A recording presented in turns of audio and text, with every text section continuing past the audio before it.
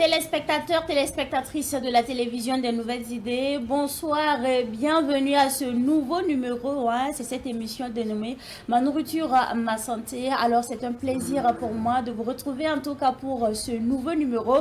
Je rappelle que cette émission est réalisée en coproduction avec la Fondation Revie. La Fondation Revie qui met donc à votre disposition des produits purement et simplement bio. Aujourd'hui nous parlons de cette thématique. Un même plat pour toute la famille, est-ce adapté aux besoins nutritionnels de chacun selon l'âge et la condition? Et pour en parler justement, nous recevons sur ce plateau Prosper Lessamba, interne des hôpitaux. Bonsoir et bienvenue sur ce plateau. Bonsoir.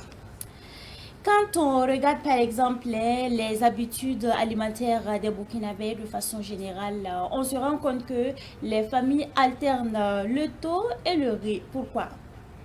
Ok, merci beaucoup pour cette question.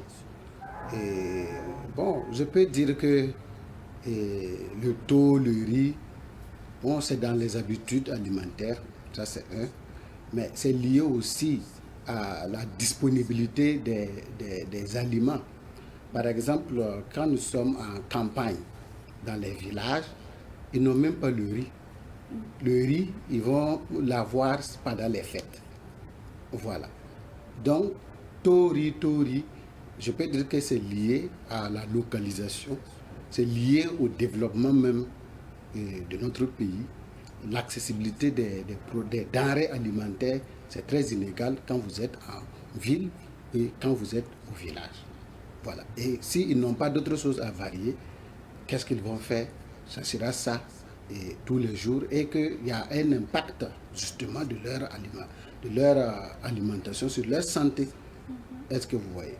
Donc, je peux aussi dire que c'est pas aussi vrai parce que localement, on a les moyens, c'est le niveau de développement, c'est le niveau de connaissance, puisqu'on peut cultiver certains tubercules sont cultivables en périphérie, tout ça, les produits de contre-saison, il y a des barrages, donc le riz même peut se cultiver, je crois qu'il y a le riz burkinabé, le riz de Bagri. Bon, je pense que c'est lié, et vous savez, les gens mangent, c'est pour remplir le ventre, ils ne savent pas que l'alimentation a un impact sur leur santé.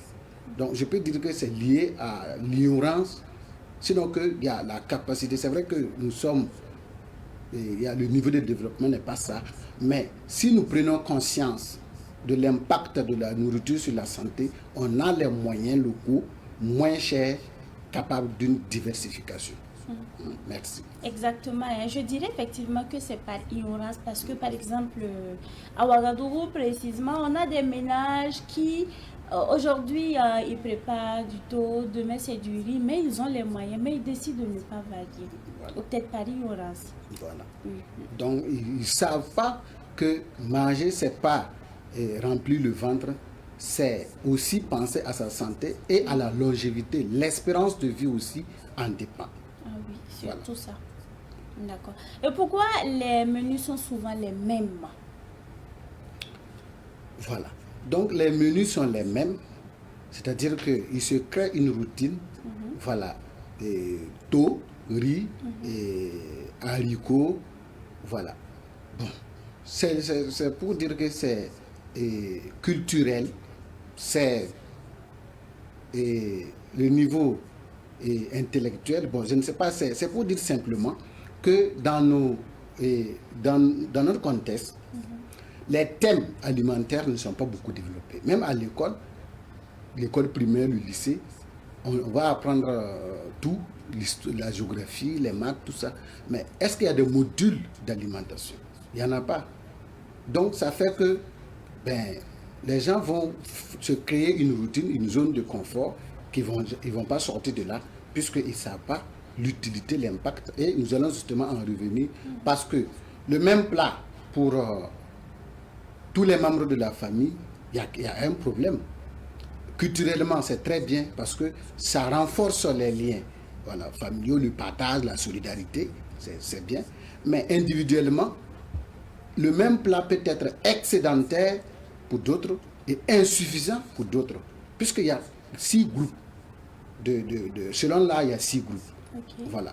Donc, il y a le nouveau-né, le nourrisson, de 0 à 6 mois, qui n'a besoin que simplement le lait maternel.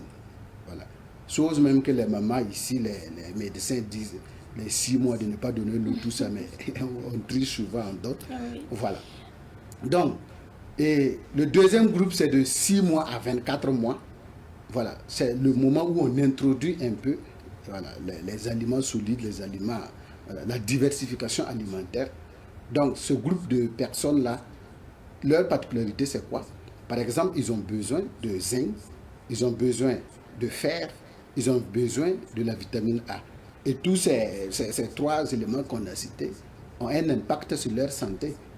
La vitamine A, ça va les permettre donc la maturation de leur système visuel, puisque dans l'œil, les photorécepteurs qu'on appelle les cônes et les bâtonnets, donc leur fabrication, là, il faut de la vitamine A. Donc vous voyez le fait, tout ça. Ça, c'est le deuxième groupe. Le troisième groupe, c'est de 2 ans à 12 ans. Voilà, ça c'est un petit enfant qui est en croissance. Lui, il a besoin de beaucoup de protéines pour pouvoir construire son capital musculaire, pouvoir construire son capital squelettique. Voilà. Est-ce que vous voyez? Maintenant, dans le plat familial, est-ce que le morceau de viande revient à cet enfant? Ça revient souvent à d'autres personnes qui n'en ont pas besoin. Pourtant, c'est cet enfant qui en a besoin. Les personnes plus âgées, voilà. par exemple. Donc, c'est ça. Si dans hasard, tu prends le morceau, il y aura problème. Oui. Donc, et maintenant, l'autre groupe, c'est quoi? C'est de 12 ans à 18 ans, l'adolescence. Voilà. L'impact là-bas sur le garçon, il a besoin de beaucoup de calories pour bâtir ses forces.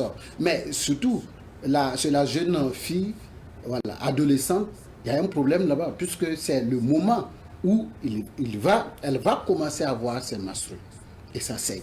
Quand ça saigne, il y a un problème, elle a besoin de fer. Sinon, aussitôt, elle va s'anémier. Est-ce que vous voyez? Et la jeune fille, la plupart est négligée, puisque on sait les garçons, on sait tout le monde souvent, elle est en train de faire la vaisselle, tout ça, elle va manger un peu tard, peut-être que c'est le reste qu'elle va prendre. Est-ce que vous voyez? Après eux, il y a maintenant les adultes de 18 maintenant à 60. Dans cette catégorie, il peut y avoir des hommes qui travaillent, qui ont besoin de beaucoup de calories, des hommes qui cultivent, qui ont besoin de s'hydrater, beaucoup boire. Maintenant, il peut y avoir des femmes enceintes qui ont besoin de supplémentation. Il peut y avoir des femmes allaitantes qui ont besoin donc de supplémentation. Je vais finir maintenant. Et après ce groupe-là, il y a le groupe des personnes âgées. Je crois qu'on en reviendra. Je pourrai donner des détails. Et docteur, c'est quel aliment, par exemple, qui donne du fer dans le corps? Voilà. L'aliment qui donne le fer dans le corps, il y a le fer héménique et il y a le fer non héménique.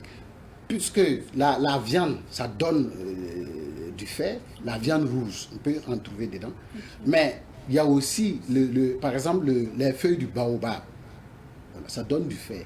Par exemple, pendant la grossesse, on supplémente en comprimé, les femmes n'aiment pas du tout. Le goût n'est pas. Mais il suffit de se faire une bonne sauce de feuilles de baobab et le tour est joué. Voilà. Nous avons parlé tantôt des habitudes alimentaires et quelles conséquences ces habitudes alimentaires peuvent avoir justement sur la santé, l'entretien de notre organisme et notre croissance. Ok. L'impact que cela peut avoir, et je vais aller dans les différents groupes d'âge pour donner des explications. Par exemple, quand on prend l'enfant de 6 mois à 24 mois qu'on a décrit, qui a besoin donc de croissance, les besoins de croissance, besoin de zinc, de fer et de la vitamine A. Le problème aussi là-bas, le déficit, c'est quoi? Puisque eux, ils ont un petit estomac. Ils ne peuvent pas manger d'un seul coup et c'est suffisant. Donc, il faut des collations. Il faut que ce groupe de personnes puisse avoir au moins 4 à 5 prises d'aliments par jour. Chose qu'on ne le fait pas. Le risque là-bas, c'est quoi? C'est la période critique du développement de beaucoup d'organes nobles. Par exemple, le cerveau, c'est en ce moment. Et le système visuel, c'est en ce moment. Donc, les séquelles en ce moment, ça veut dire que quand il y a déficit, c'est parti pour toute une vie. on ne peut plus rattraper. Si les organes ne sont pas bien, c'est-à-dire que c'est des gens qui ont... Par exemple, la plupart des personnes de cette catégorie-là, ils ont quoi? Un retard staturo-pondéral. Qu'est-ce que ça veut dire? Il a un poids plus petit que son âge. Est-ce que vous voyez? Lié à quoi? Aux organes qui ne se sont pas bien développés. Et en ce moment, quand ça reste, ça va rester définitivement. C'est quelqu'un qui ne pourra pas intellectuellement bien réfléchir. C'est quelqu'un qui ne pourra pas bien voir côté visuel. Bon, il y aura des déficits un peu partout, même le système de reproduction. Ben, tout ça, c'est des séquelles comme ça. Donc on peut dire que ça conduit en quelque sorte à des malformations. Oui, ça va conduire à la fabrication d'une catégorie de population donnée, voilà, qui a des déficits. Est-ce que vous voyez? Maintenant, quand on prend la femme enceinte qui n'a pas eu le fer, surtout l'acide folique, tout ça, qui n'a pas eu de supplémentation, la femme enceinte a besoin aussi de collation. Il faut de temps en temps qu'elle prenne quelque chose entre les repas. Pourquoi? Parce qu'à différence près, pour une femme qui a eu cet accompagnement et une femme qui n'a pas eu ça, c'est son fœtus. Il y a ce qu'on appelle les naissances de faible poids de naissance. C'est-à-dire des enfants nés avec un petit poids. Voilà. Vous voyez, c'est-à-dire qu'ils sont nés, tout ça, elle sera anémie. Et l'anémie va être un problème parce qu'au cours de l'accouchement, il peut y avoir des saignements. Anémie, saignement, et c'est un problème. Est-ce que ça? Donc ça donne des complications pendant l'accouchement. Et la personne âgée qui a besoin, paradoxalement, la personne âgée, le problème, comme on allait en revenir, mais je vais déjà parler, c'est la personne âgée. Quel est son problème? Puisque, l'appétit va baisser. 2, et la dentition, les dents ne sont pas...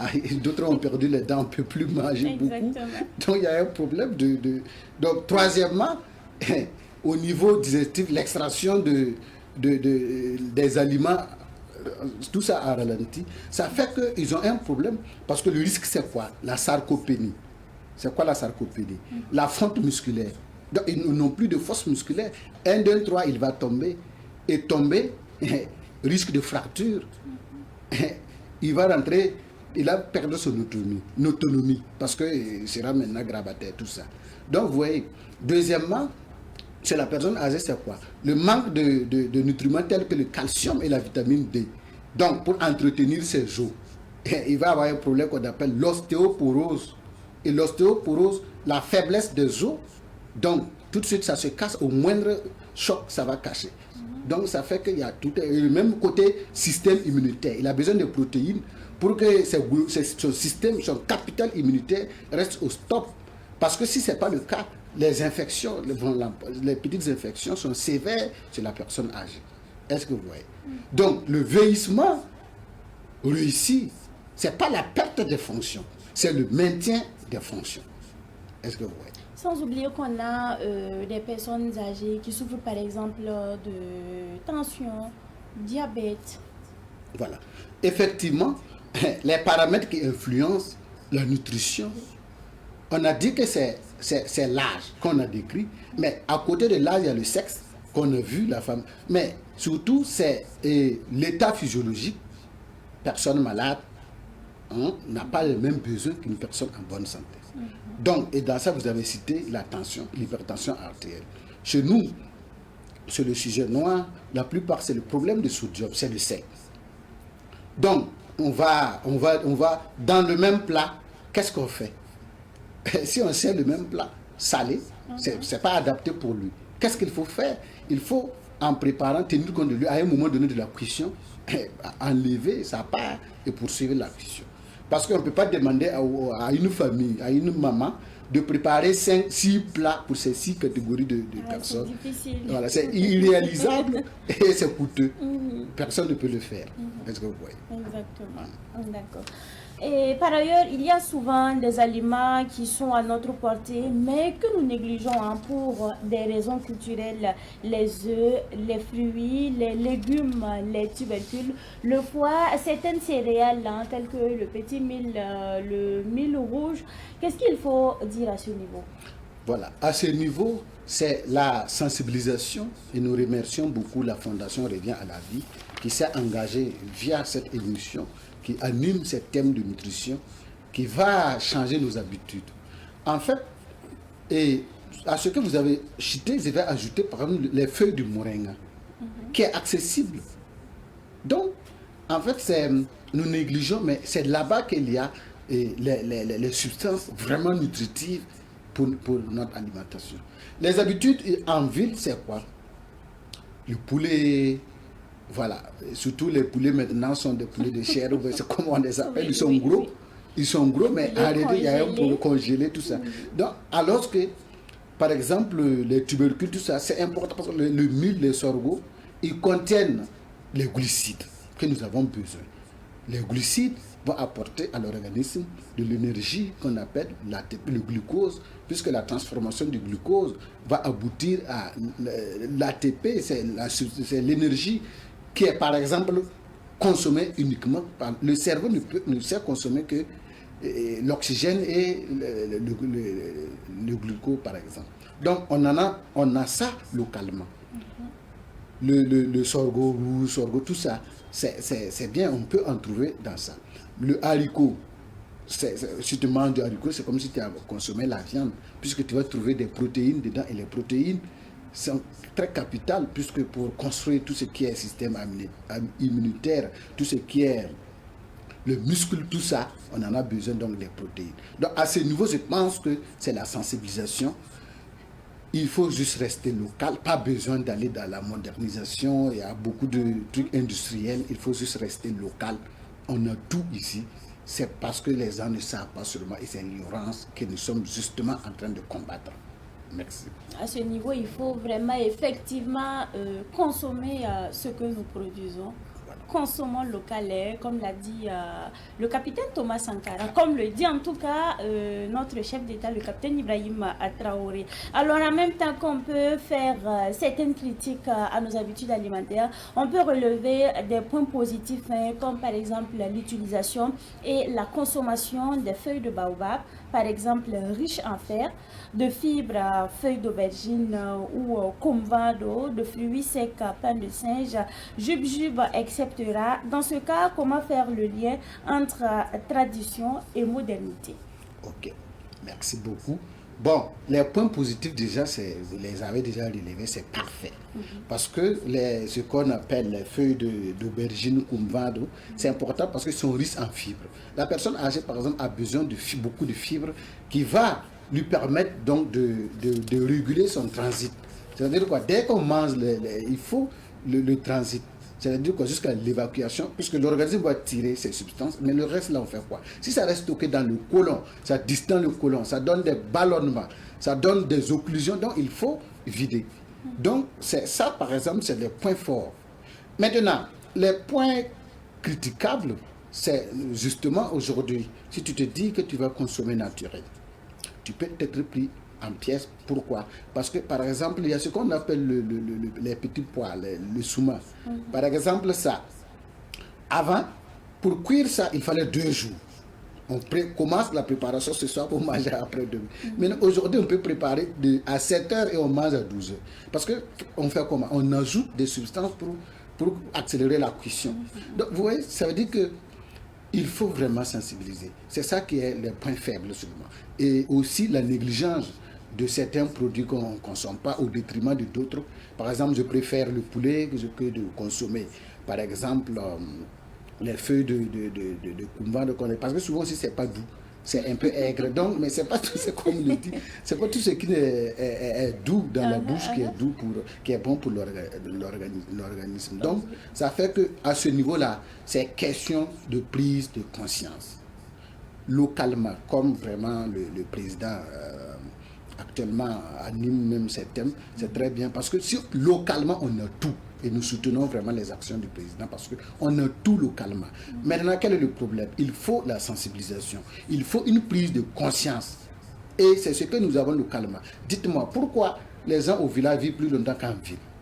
Ils n'ont pas beaucoup d'argent, ils ne peuvent pas se payer poulet, tout ça, mais ils tapent les 100 ans, les 90 ans, alors qu'en ville, des jeunes de 55 ans, déjà l'hypertension artérielle, déjà les syndromes métaboliques, le diabète, tout ça. Voilà, un gros ventre devant, tout ça. Bon, vous voyez, c'est problématique. Donc, c'est la prise de conscience qui nous manque. Et nous félicitons vraiment encore de passage la Fondation Revie et Savane TV qui nous permet de venir parler et sensibiliser nos populations. Nous allons partager ce que nous savons en tout cas. D'accord, merci bien Prosper Lissamba. Nous allons nous intéresser au cas spécifique des enfants qui ont besoin de croissance et des personnes âgées qui ont besoin d'entretien. Vous l'avez dit tantôt, hein, l'entretien de leur organisme avec donc des aliments disponibles et les moyens qui sont les nôtres. Comment prendre en charge leur situation particulière? Ok, merci beaucoup de me permettre de rebondir à ces questions qui sont, puisque c'est vraiment deux pôles très intéressants. Et quand on prend les enfants qui ont besoin de croissance, et surtout, c'est quelle catégorie? C'est les 6 à 24 mois et les 2 ans à 12 ans. Et ils ont vraiment besoin de quels aliments, de quels nutriments? C'est surtout les protéines. Ce sont les protéines qui permettent de construire le capital musculaire, le capital osseux, qui bâtit le système immunitaire. Tout, c'est à base donc des protéines. Donc c'est en ce moment qu'il faut les fournir. Ce n'est pas seulement les protéines animales qu'il faut viser. Je n'ai pas dit de donner la viande rouge, tout ça, mais par exemple l'œuf est un aliment complet. Par exemple, il faut adapter le repas de table. C'est-à-dire qu'on prépare pour tout le monde, mais en fonction de cette classe-là, on enrichit. C'est-à-dire quoi? Quand on va lui servir son plat, on va ajouter 2 œufs, on peut ajouter un morceau de viande, tout ça, pour enrichir. Donc ça, c'est pour ceux qui ont les besoins de croissance. Maintenant, pour ceux qui ont besoin, par exemple, donc, de maintien, tels que les personnes âgées, c'est les plus de 60 ans. Voilà. Les plus de 60 ans, leur particularité, j'avais dit, c'est les problèmes dentaires, puisque la digestion est difficile. Il faut les proposer quoi? Il faut les proposer des aliments dont la texture est abordable, c'est-à-dire qu'ils peuvent masser ça en fonction du reste de leurs dents qui reste et le reste de la capacité dentaire qui reste. Il faut leur proposer ce qui est adapté à pour qu'ils puissent consommer. Ça, il ne faut pas oublier que c'est eux qui ont encore besoin de protéines pour soutenir leur masse musculaire. Est-ce que vous voyez? Ils ont besoin du calcium, de la vitamine D pour continuer à entretenir leur capital squelettique. Voilà. Sans quoi, les risques sont connus, que je les avais dit tantôt. La sarcopénie, c'est eux.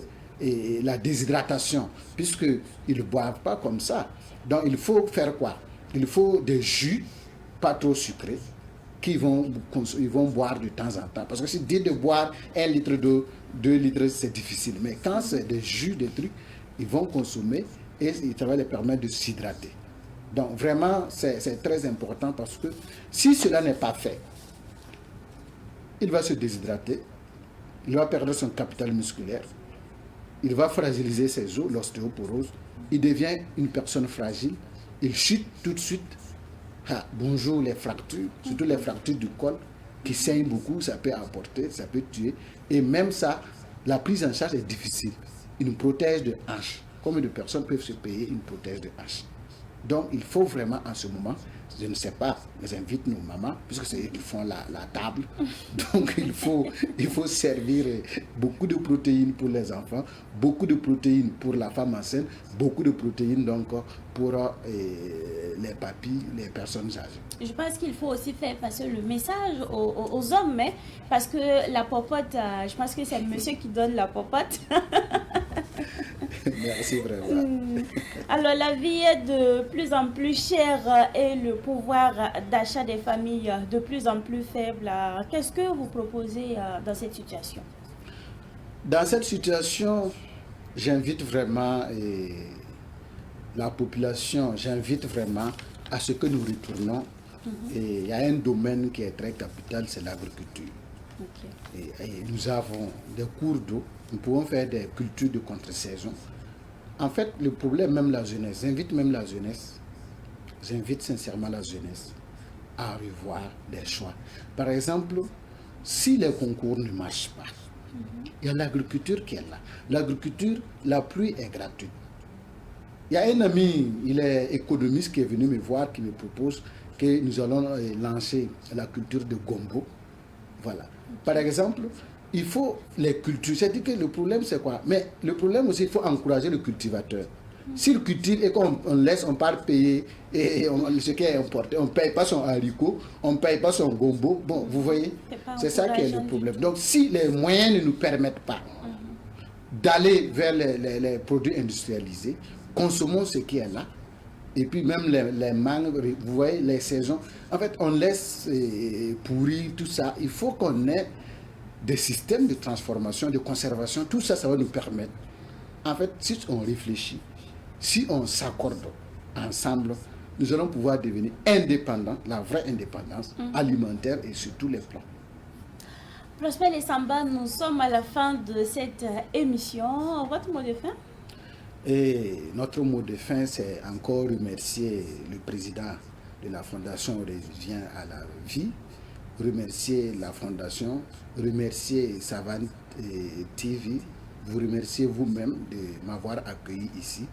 Et je pense que l'échange que nous avons eu, et j'espère, j'ai la foi que peut-être ça va changer quelques pratiques. Et c'est notre souhait. Merci. Bien sûr.